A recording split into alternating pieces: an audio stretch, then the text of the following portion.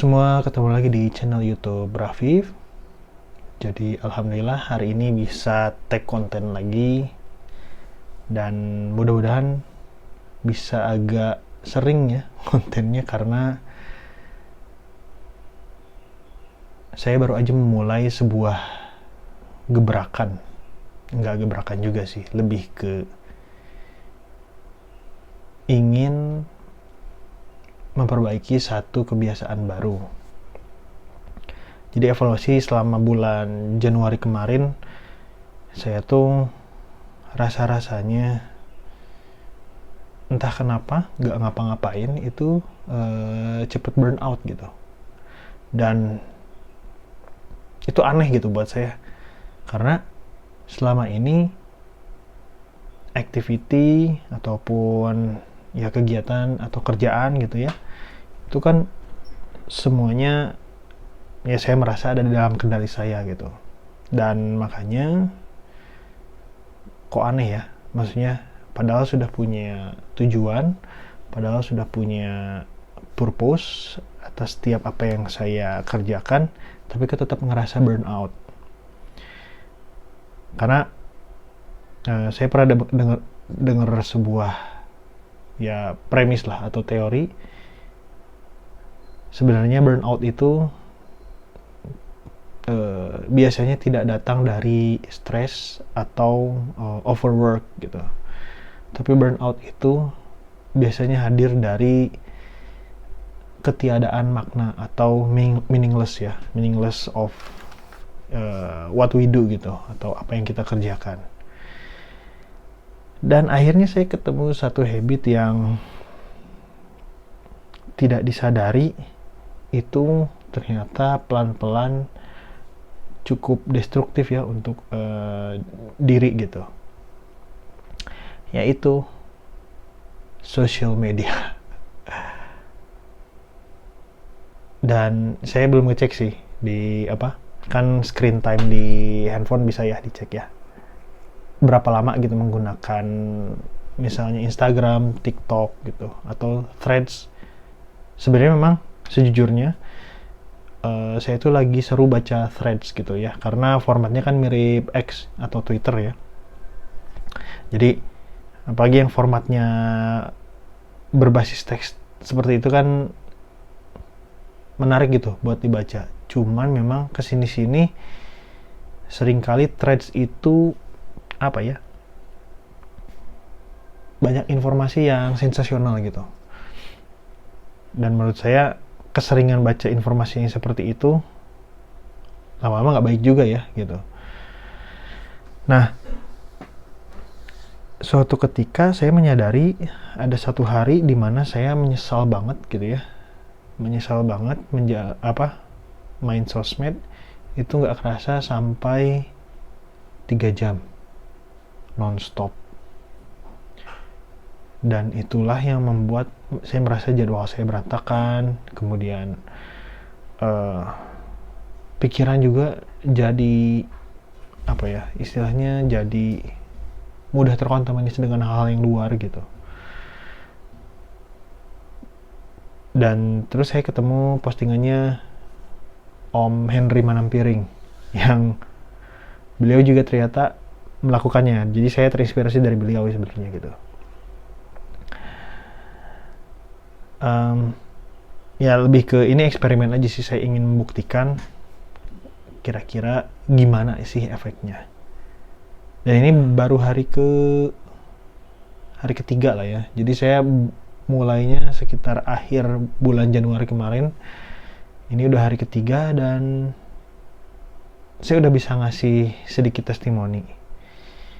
Rasanya lebih nyata aja gitu, hidup tuh lebih nyata, lebih mindful. Terus kalau tergoda untuk buka sosmed itu akhirnya perlu pelarian kan. Nah, saya lariinnya kemana? Ke YouTube. Karena YouTube nggak terlalu ibaratnya nggak terlalu brain rotted gitu ya. Kalau sekarang kan istilahnya brain rot ya, dimana kalau kita sering nonton konten-konten yang misalnya 15 detik, 1 menit gitu ya, tapi dalam jumlah yang banyak, itu kan katanya bisa membuat pikiran atau otak itu membusuk gitu ya, atau brain rot. Nah, YouTube itu karena tampilan awalnya kan memang dia menyodorkannya video format panjang ya, jadi memaksa saya untuk ya menggunakannya seperti Google kan. Saya perlu mencari informasi apa yang saya butuhkan. Di situ tuh secara nggak sadar saya kembali ke diri saya sendiri loh. Saya menjadi fokus, saya menjadi akhirnya objek berpikirnya saya itu adalah saya sendiri, kehidupan saya sendiri, kehidupan keluarga saya gitu. Dan itulah yang menjadikan saya kayaknya ini worth it untuk dijalani gitu. Jadi saya akhirnya putuskan untuk uninstall ya sosial media yang semua saya miliki gitu. Padahal kerjaan saya juga salah satunya juga sebagai ya di sosial media juga gitu, karena ada kebutuhan untuk yang pertama memang klien ya, saya mengelola content creation dari klien. Yang kedua ada beberapa kerjaan saya menyangkut dengan digital marketing, jadi kadang-kadang ya masih butuh insight lah. Jadi saya buka Instagram itu di browser aja, di mana, di laptop gitu atau di komputer.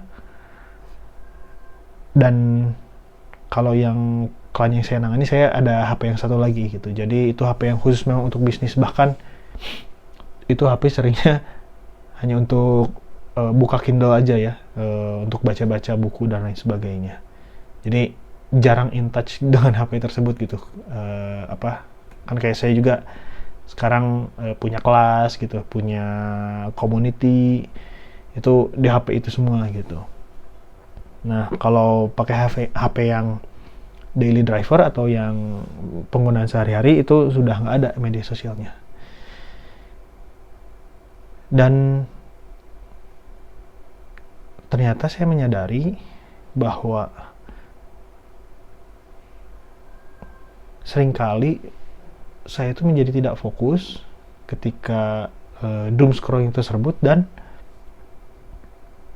merasa terlalu memperhatikan kehidupan orang lain. Jadi bukan juga ibaratnya saya bukan menjelek-jelekkan sosial media gitu, karena kan saya juga ya tadi ya yang dijelaskan sebelumnya, saya pun bekerja gitu di bidang tersebut. Cuman for the sake of self development itu rasanya perlu kendali gitu. Diakui aja kadang-kadang diri saya atau mungkin teman-teman juga, apakah ada yang merasakan ada momen dimana sulit gitu untuk mengendalikan hal tersebut. Sama kayak merokok sih sebenarnya, kayak merokok mungkin kalau teman-teman, mudah-mudahan teman-teman gak ada yang ngerokok ya, tapi teman-teman bisa ngobrol sama teman-teman yang ngerokok dan ada yang keinginan untuk berhenti dari merokoknya, itu kan sulit ya, karena udah ketemu yang namanya candu. Begitupun media sosial gitu. Ada bentuk-bentuk kecanduan yang sifatnya yang pertama adalah ya FOMO ya. Artinya khawatir kalau nggak buka sosmed saya tuh ketinggalan gitu. Pantas aja istilah FOMO ini dulu kan populer pada saat COVID ya, zaman COVID. Itu karena saking orang tidak bisa beraktivitas keluar rumah gitu ya, dan akhirnya memaksa untuk beraktivitas di dalam rumah, jadinya buka sosial media kan. Tapi ya itu tadi gitu, buka sosial media bukan dalam rangka mencari informasi, tapi malah beralih menjadi sebuah bentuk candu. Jadi bukan kebutuhan. Ilusinya seolah itu kebutuhan, padahal itu adalah bentuk kecanduan yang berbalut kebutuhan gitu. Atau ya simpelnya adalah kita merasa ketergantungan gitu. Padahal sebenarnya kita mampu loh hidup tanpa media sosial. Jadi saya malah teringat kehidupan saya sekitar 10 tahun yang lalu ya, zaman dimana yang namanya Instagram belum ada, terus ya apalagi Threads dan lain sebagainya. Dulu mungkin masih Twitter lah ya, tapi Twitter pun itu dulu kayaknya seru-seru aja sih gitu ya untuk diikuti gitu. Kalau sekarang tuh kadang-kadang lebih banyak gosipnya, terus banyak berita yang bikin stres ya.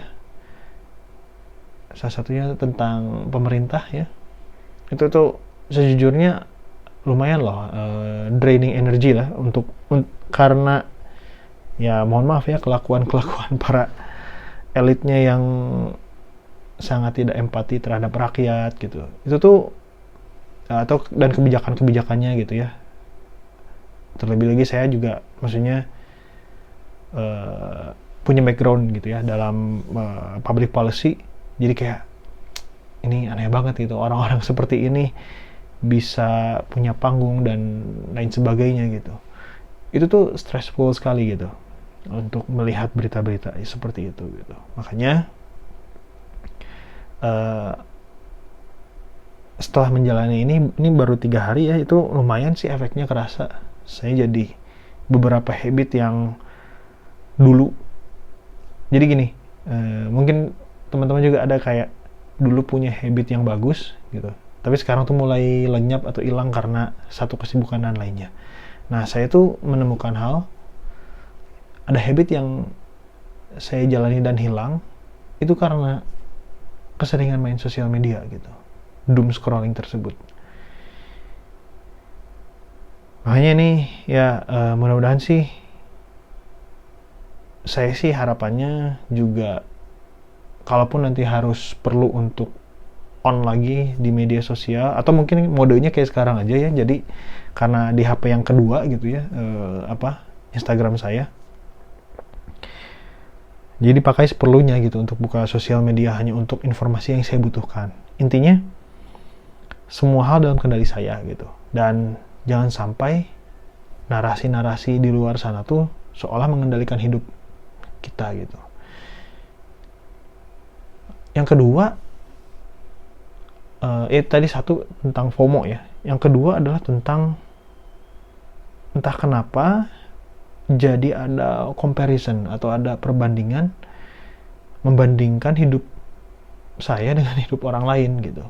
Itu tuh yang itu parah sih. Maksudnya itu adalah pintu gerbang menuju depresi, anxiety yang paling ampuh itu. Ketika membandingkan kehidupan diri kita dengan orang lain ya. Walaupun sebenarnya saya juga paham bahwa platform media sosial itu memang untuk sharing. Tapi kan kesini-sini belum lagi kan, makanya ada siapa tuh konten kreator yang suka nge-stitch video yang ngasih giveaway palsu ya, atau ngasih atau dia sebenarnya seorang influencer tapi followersnya banyak gitu ya, dan ternyata followersnya beli gitu kan, dia berhasil membongkar itulah. Dan intinya kan semua ya, kayak maksudnya sebutlah yang ada konten kreator yang bongkar kepalsuan itu gitu ya, itu sebenarnya untuk mencoba mengembalikan kepada esensi bahwa ya yang namanya hidup itu kita tuh banyak dibalut kepalsuan gitu. Kalau memang kita menjalaninya for the sake of duniawi lah gitu ya, for the sake of supaya bisa flexing gitu. Dan ya intinya saya pun juga merindukan gitu ya kehidupan masa-masa 10 tahun yang lalu yang informasi tidak semudah sekarang, tapi jauh lebih mindful, dan rutinitas itu terbentuk karena kedisiplinan gitu, bukan karena FOMO atau karena misalnya dikomporin gitu ya, seolah-olah kalau kamu tidak mengikuti informasi ini atau tidak mengikuti berita ini, kamu akan sangat ketinggalan jauh dan lain sebagainya. Untuk beberapa hal mungkin itu benar, tapi caranya tidak seperti itu.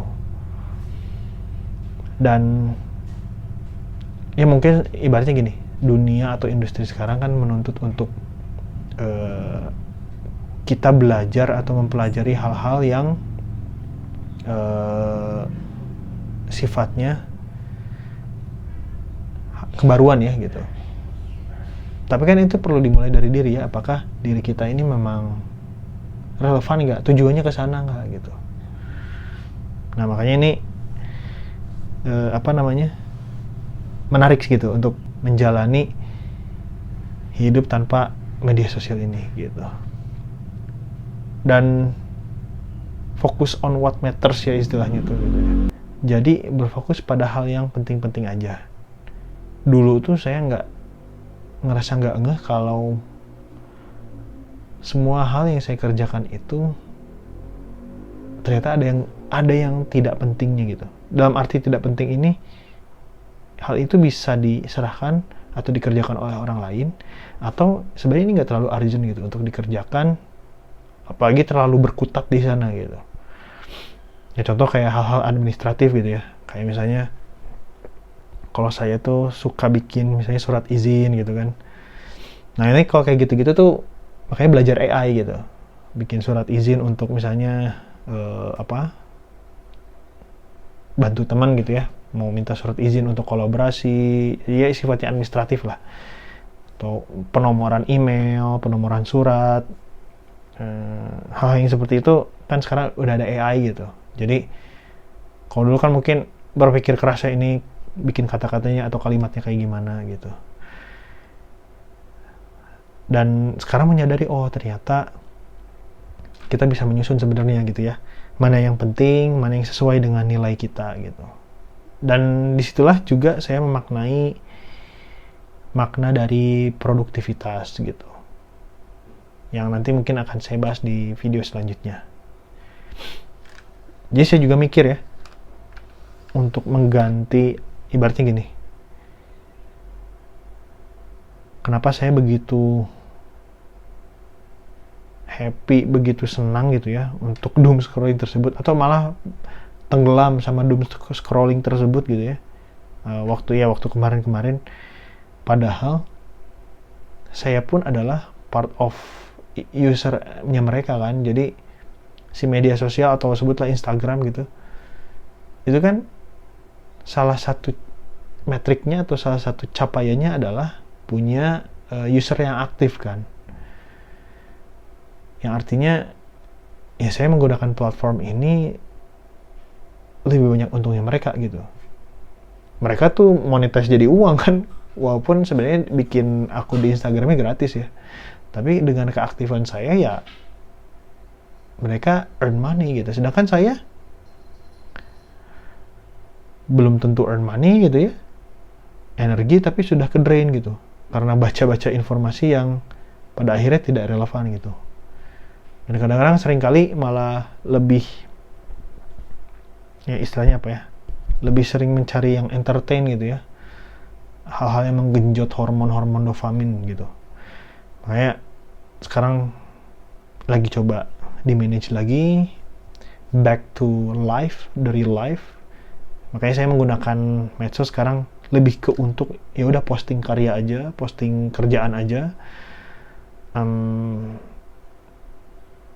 Sebenarnya dulu sempat kerjaan saya adalah mengamati gitu ya, merespon kayak kebijakan-kebijakan pemerintah, tapi kayaknya enough dulu, mungkin next gitu, karena wah terlalu banyak yang ingin saya komentari jadinya gitu, dan jatuhnya lebih ke fed up ya, karena apa, terlalu aneh lah gitu ya, berita-beritanya atau info-infonya gitu.